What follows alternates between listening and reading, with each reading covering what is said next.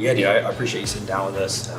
Dude, I kind of want to start with you. I know your dad was a pretty prolific running back, Mo Williams. He had 3,333 rushing yards in college. It's like he tried to do that. He has an SEC record for most total yards in a game at 429 against South Carolina. I'm sure he's told you all of this a ton of times. Most yards in a season at Kentucky. The question I really want to ask though is, would you rather play a game as a tight end with your dad or defensive end against your dad? That's a very good question. I would say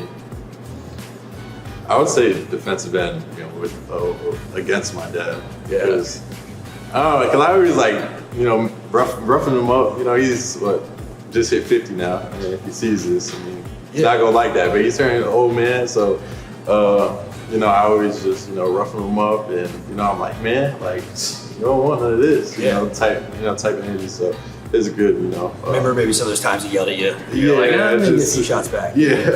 You reclassified, right? So, walk me through that.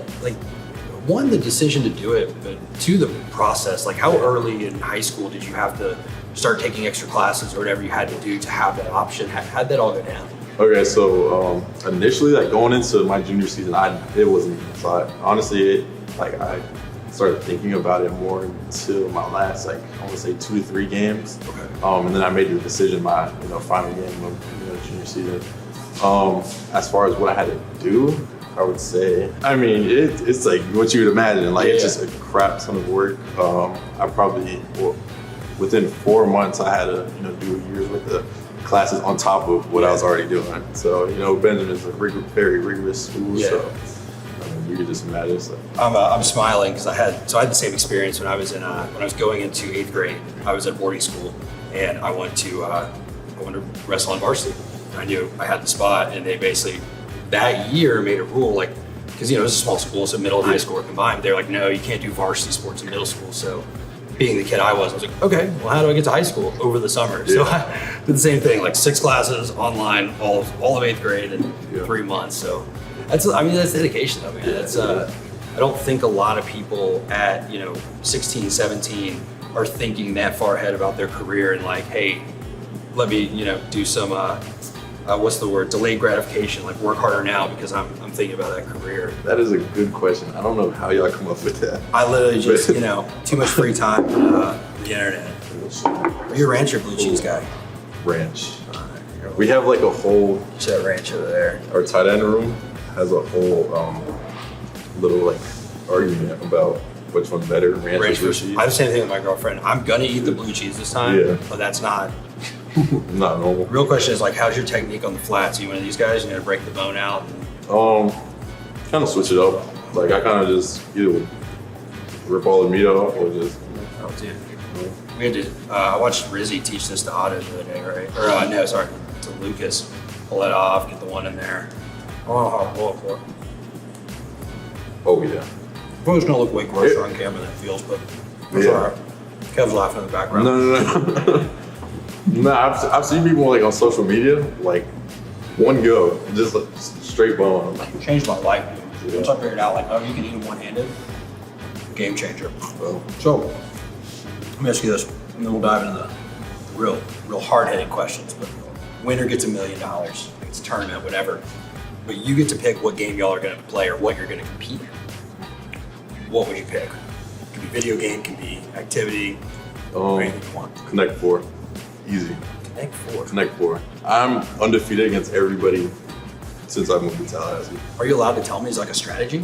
I don't know. What's the strategy Connect 4? There is a strategy, but I don't want to say it because then if they see this, then it's just kind of defeats it. But what I do, I'll just say it. I give my secret. No, all right. But I go, so there's 7 rows, right? I'm about to get very technical, right? There's 7 rows. I always go I get as many as I can for the middle row, and then just play defense until the end game.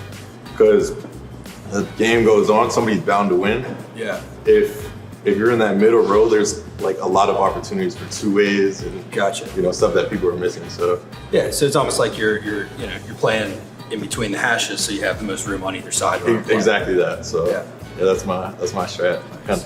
That's amazing. That's the most thought out I've ever. I thought I walked Kevin through my grocery shopping strategy one day, and I thought about something simple too much. That's amazing. I'm going to use that against my 7-year-old daughter, and it's going to be over. Obviously, you played both in high school, tight end and edge. You came in originally as an edge. You played tight end this year. Had some really, really impressive moments so far. First touchdown against Clemson, which we'll get to. But talk me through the kind of what went into that decision to play tight end. Do you want to go back to edge eventually? Talk me through all that. Actually, coming into college, it's always been an idea or a thought that I wanted to, eventually be able to play tight end and DN. Yeah. So just doing like what nobody else has done. You got guys like Travis Hunter now, but I mean, it's so rare to have guys like that. And something my dad always told me, like growing up, is like the more stuff you're able to learn, the more opportunities are out there. Yeah. So if I'm able to be, a top guy at tight end and the defensive side, then when it comes to draft day or draft night, I mean, it's stuff to consider. So obviously, I want to preface that I am not Coach Norvell or Coach Thompson or Coach Pap. They're not going to let me make these decisions, and that's not what we're getting in. But if you could in theory, would you want to play both ways? So actually, that's something that me, Coach JP, and Coach Thompson Norvell, who we've all talked about and we're all on the same page about, is that whenever the time does come, we want to make that transition to be able to eventually play both sides. I mean, I'm getting excited as a fan about that. It'll definitely be some hard. It will definitely be hard, sure. But I mean, if it works out, then.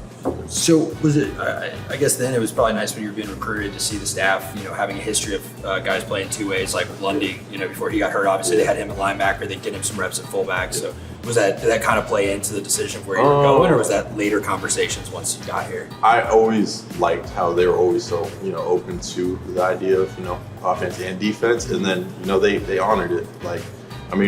How actually it came upon me for just tight end was just tight end. Was I was talking to Coach Norvell, we were just having a meeting. He set out the platter. He was like, "What do you want to do?" Yeah. And I said, "I just want to play as soon as possible." He came up to me. He was like, "Honestly, right now, I feel like the best route to go is just stick with tight end right now." Yep. We don't want to, because originally the first 4 weeks, I was.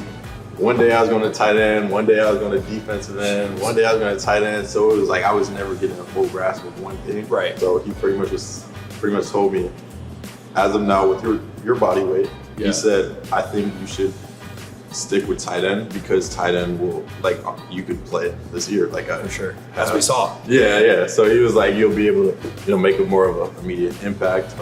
And then with DN, I just put on some weight. But, now I feel like I have a good grasp at tight end. And I feel like for the most part, I mean, the offense is so long. But, but now I feel like I got a very good grasp at, the offense. Now just making that transition over to DN. The question then is, what's a better feeling? Big time sack at defensive end or scoring a touchdown at tight end? I feel like you get the same amount of adrenaline. I don't. Okay. Nah, I'll say, I don't know. That's too hard. Your experience back from this year, I think the highlight for fans, right, was seeing that Clemson game. Glenn into the end zone. Touchdown, Florida State.